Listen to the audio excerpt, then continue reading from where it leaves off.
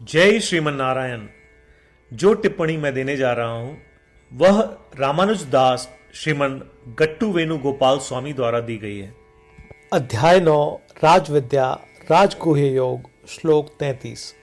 किं पुनः ब्राह्मणाः पुण्याः भक्ता राजर्षयः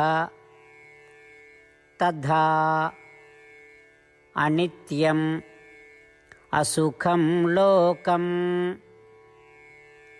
इमं प्राप्य भजस्व माम्।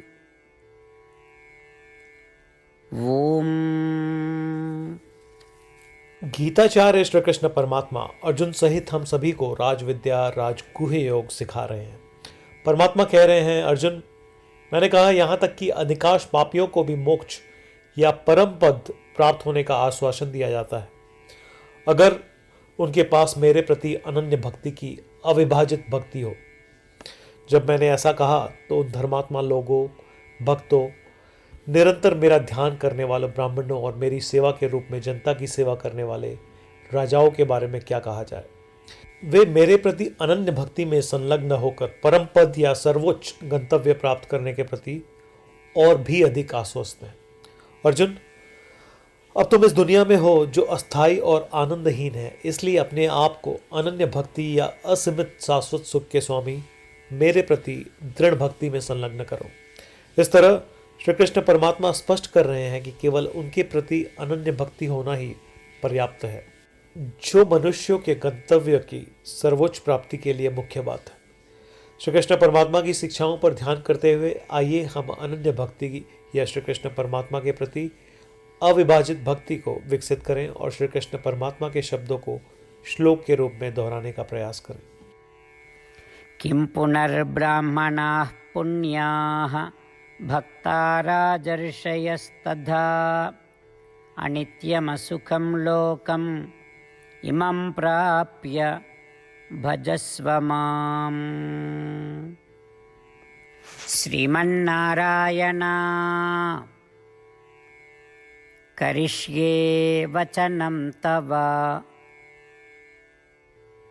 श्रीमद् भगवद गीता का संपूर्ण सार श्री कृष्ण परमात्मा द्वारा अध्याय 18 श्लोक 65 से 70 में 8 कार्य करने के लिए दिया गया है। श्री कृष्ण कहते हैं, मुझे वे लोग पसंद है जो इन 8 बातों का पालन करते हैं। मैं उन भक्तों की हर प्रकार से रक्षा करूंगा। श्री कृष्ण परमात्मा द्वारा बोली गई संपूर्ण भगवद गीता को सुनने के बाद अर्जुन कहते हैं, करिष्ये वचनम तव, जिसका अर्थ है, कृष्ण, मैं वैसा ही करूंगा जैसा आप कहेंगे। यही कारण है कि श्री कृष्ण ने अर्जुन को सभी प्रकार की सफलताएं और जीत प्रदान की है। आइए परमात्मा को वचन दे कि हम इन 8 कर्मों का पालन करेंगे। ऐसी कोई पूजा, तप या यज्ञ नहीं है जो परमात्मा को यह शब्द देने से बढ़कर हो।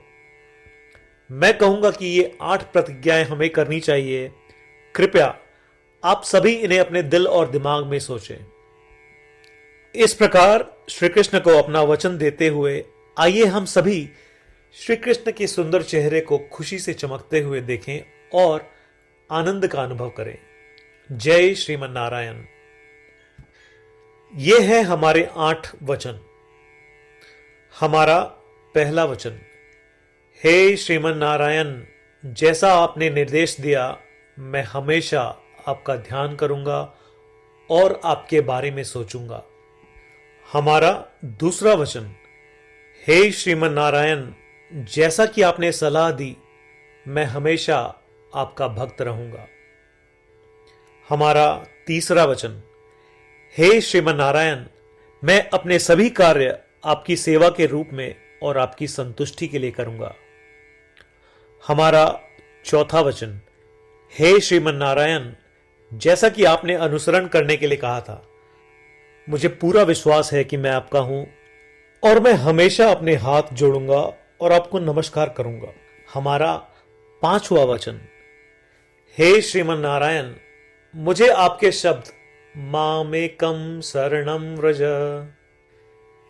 याद आते हैं जो आपने सिर्फ और सिर्फ आपको ही समर्पण करने को कहा था।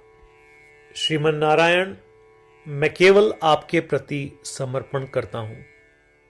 हमारा छठा वचन, हे श्रीमन नारायण, मुझे आपके शब्द मां शुचः याद आते हैं कि आप हमें शोक न करने का आश्वासन दे रहे हैं। मैं अब शोक नहीं करूंगा। हमारा सातवां वचन, हे श्रीमन नारायण, आपने हमारे लिए श्रीमद् भगवद गीता देकर हम सभी पर कृपा की है और आशीर्वाद दिया है। मैं कम से कम एक श्लोक पढ़ने या सुनने का वादा करता हूं। हमारा आठवां वचन, हे श्रीमन नारायण, आपने सारी मानवता को गीता प्रदान की। मैं गीता में आपके दिव्य शब्दों को उन भक्तों तक फैलाने का प्रयास करूंगा जो गीता से अपरिचित हैं। हमने अभी अभी परमात्मा को 8 वचन दिए हैं। प्रतिदिन श्रीमन नारायण को यह वचन देना कि हम वैसा ही करेंगे जैसा वे कहेंगे, अपने आप में एक महान पूजा है। आइए हम उसे अपने अटल विश्वास के साथ अपना वचन दे। श्रीमन नारायण करिष्ये वचनम तव, जिसका अर्थ है, श्रीमन नारायण, मैं आपके निर्देशों के अनुसार कार्य करूंगा। सर्वम श्री कृष्णार्पणमस्तु। जय श्रीमन नारायण।